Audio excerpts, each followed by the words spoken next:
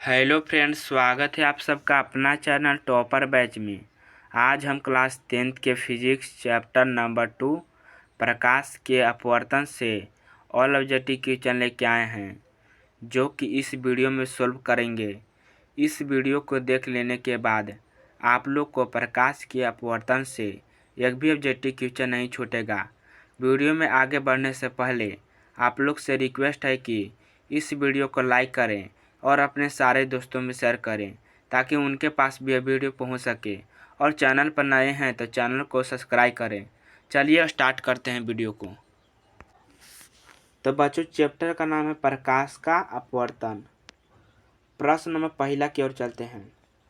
प्रश्न नंबर पहला कहता है, वायु में प्रकाश की चाल निर्वात के अपेक्षा होती है। ऑप्शन नंबर ए में दिया है कम, ऑप्शन नंबर बी में दिया है ज़्यादा, ऑप्शन नंबर सी में दिया समान, ऑप्शन नंबर डी में दिया इनमें से कोई नहीं। तो वायु में प्रकाश की चाल निर्वात की अपेक्षा कम होता है। इसका ऑप्शन नंबर ए बिल्कुल सही जवाब होगा। प्रश्न नंबर दूसरा की ओर चलते हैं। प्रश्न नंबर दूसरा कहता है, प्रकाश के अपवर्तन के कितने नियम हैं। तो बच्चों, हम पिछला वीडियो में बताए थे कि प्रकाश के परिवर्तन के नियम पूछे या प्रकाश के अपवर्तन के नियम पूछे, दोनों का ही दो ही नियम होता है। इसका ऑप्शन नंबर बी बिल्कुल सही जवाब होगा। प्रश्न नंबर तीसरा की ओर चलते हैं।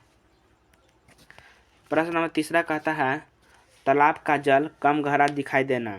ऑप्शन नंबर ए में दिया परिवर्तन, ऑप्शन नंबर बी में दिया अपवर्तन, ऑप्शन नंबर सी में दिया विवर्तन, ऑप्शन नंबर डी में दिया इनमें से सभी। तो तालाब का जल कम गहरा दिखाई देना प्रकाश के अपवर्तन के कारण होता है। इसका ऑप्शन नंबर बी बिल्कुल सही जवाब होगा। प्रश्न नंबर 4 की ओर चलते हैं।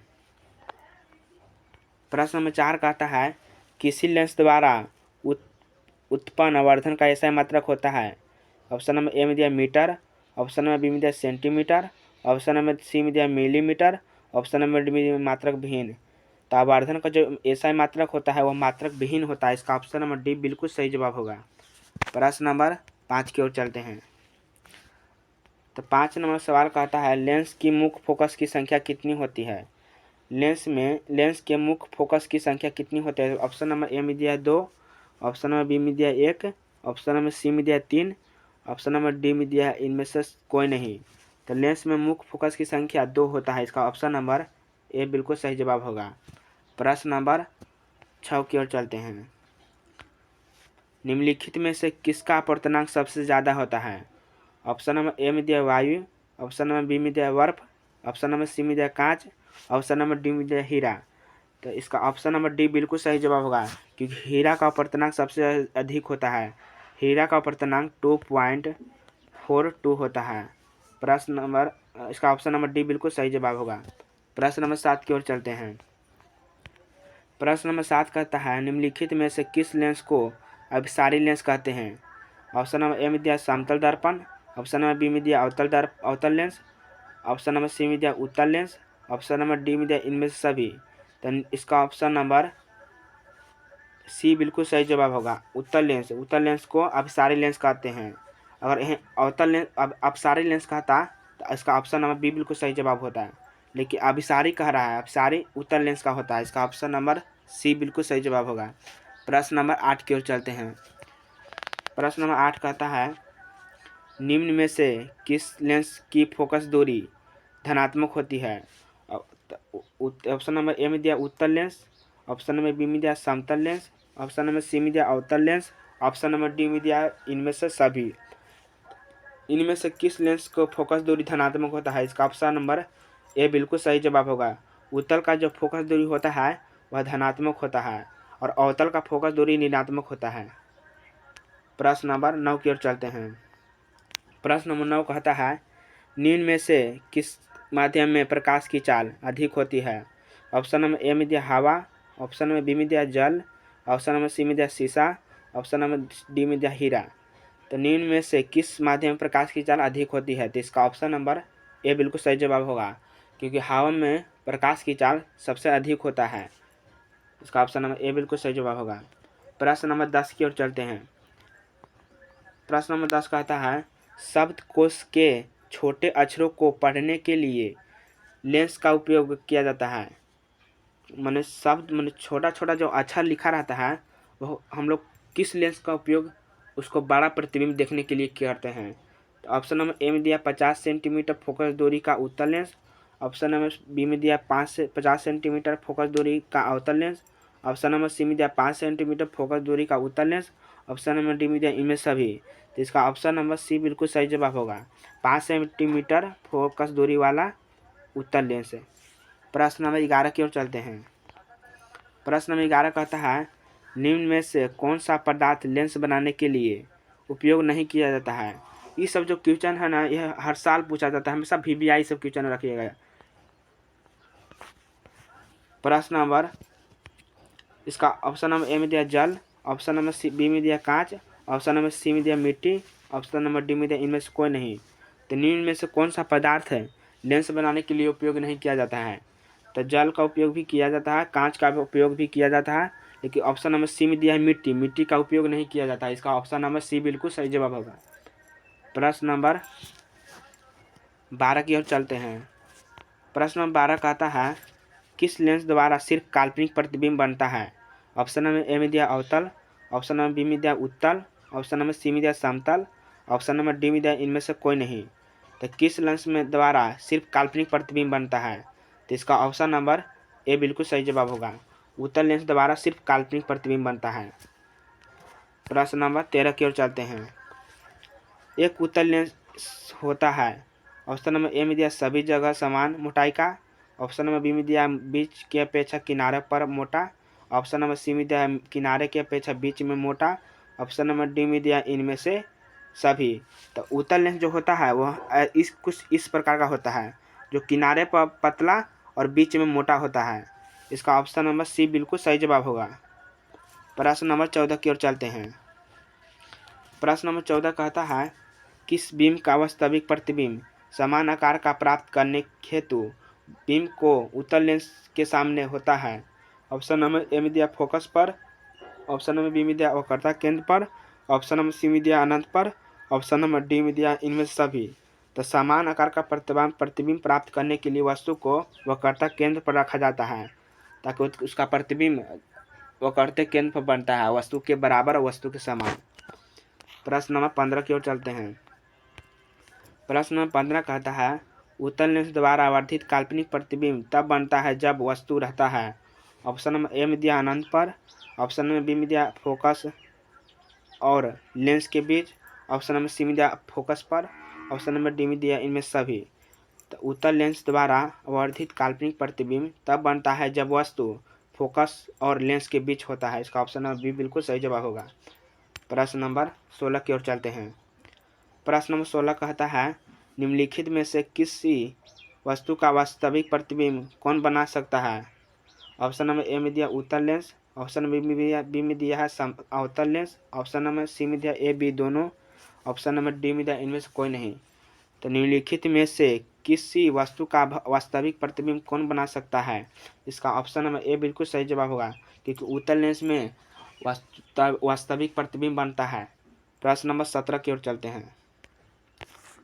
प्रश्न नंबर 17 कहता है किसी बिंदु वस्तु से निकलकर किरणें किसी लेंस से आपतित होकर जिस बिंदु पर मिलती है उसे कहते हैं। ऑप्शन नंबर ए में दिया फोकस, ऑप्शन नंबर बी में दिया अनंत, ऑप्शन नंबर सी में दिया प्रकाश के द्वारा, ऑप्शन नंबर डी में दिया इनमें से कोई नहीं। तो इसका ऑप्शन नंबर ए बिल्कुल सही जवाब होगा।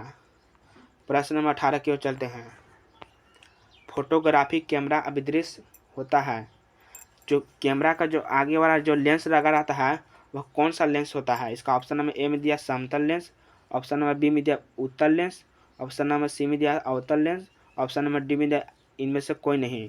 तो फोटोग्राफी की जो आगे वाला जो शीशा लगा रहता है कैमरा, वह उत्तल लेंस होता है। इसका ऑप्शन नंबर बी बिल्कुल सही जवाब होगा। प्रश्न नंबर 19 की ओर चलते हैं। प्रश्न नंबर 19 कहता है प्रकाश की चाल कम होता है। ऑप्शन नंबर ए में दिया जल में, ऑप्शन नंबर बी में दिया वायु में, ऑप्शन नंबर सी में दिया निर्वात में, ऑप्शन नंबर डी में दिया इनमें से कोई नहीं। तो प्रकाश की जो चाल कम होता है, ऑप्शन नंबर ए बिल्कुल सही जवाब होगा। जल में जो प्रकाश की चाल होता है वो हमेशा कम होता है। प्रश्न नंबर 20 की ओर चलते हैं। हीरा का अपवर्तनांक कितना होता है। ऑप्शन नंबर ए में दिया 1.44, ऑप्शन नंबर बी में दिया 2.34, ऑप्शन नंबर सी में दिया 2.42, ऑप्शन नंबर डी में दिया इनमें से कोई नहीं। तो हीरा का जो अपवर्तनांक होता है 2.42 होता है। इसका ऑप्शन नंबर सी बिल्कुल सही जवाब होगा। प्रश्न नंबर 21 की ओर चलते हैं। विरल माध्यम से संघन माध्यम में जाती किरणें मुड़ जाती है।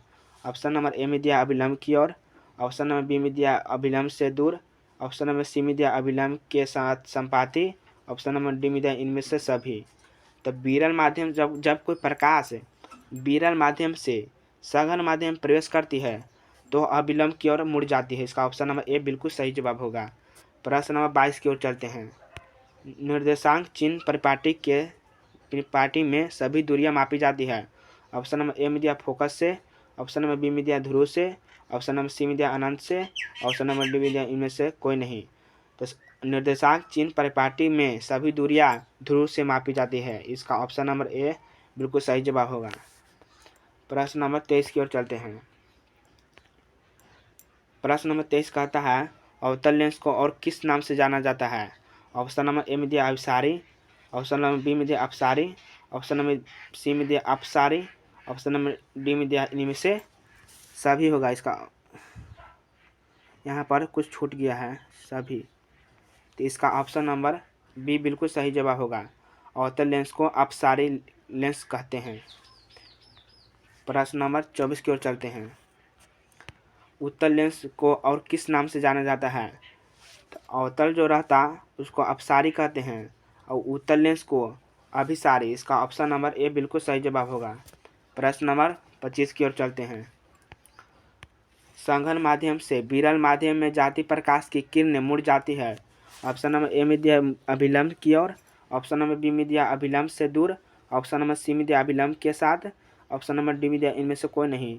तो संघन माध्यम से विरल माध्यम में जाती प्रकाश की किरणें अभिलंब से दूर हट जाती है। इसका ऑप्शन नंबर ए बिल्कुल सही जवाब होगा। इसका ऑप्शन नंबर बी बिल्कुल सही जवाब होगा, अभिलंब से दूर।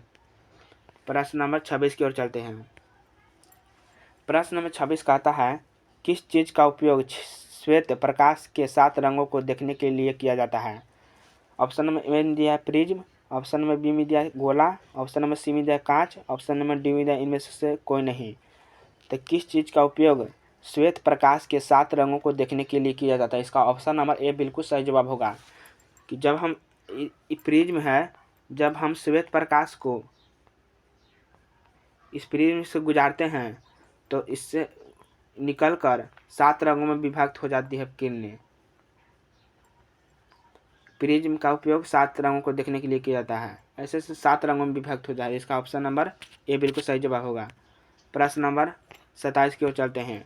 वायु का अपवर्तनांक कितना होता है।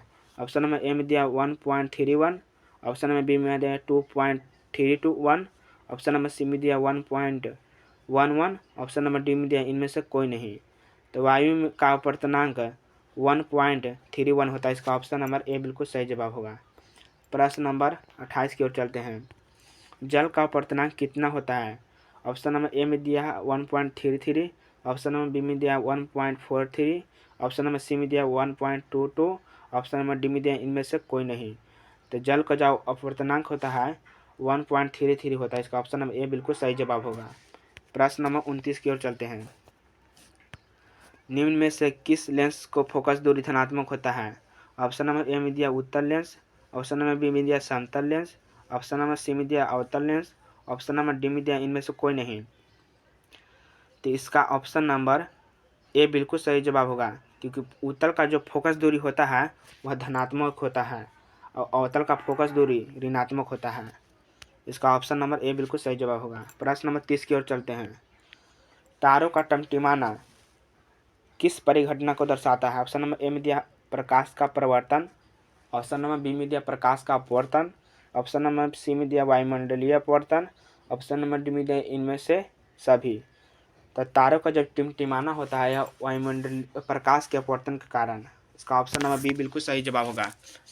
तो चलिए बच्चों, इस चैप्टर से 30वीं भी एक ऑब्जेक्टिव क्वेश्चन था। मिलते हैं नेक्स्ट वीडियो में। अगर वीडियो अच्छा लगा है तो चैनल को सब्सक्राइब करें ताकि अगला बार का वीडियो सबसे पहले आप तक पहुंच सके। चलिए मिलते हैं नेक्स्ट वीडियो में। आज के लिए इतना ही।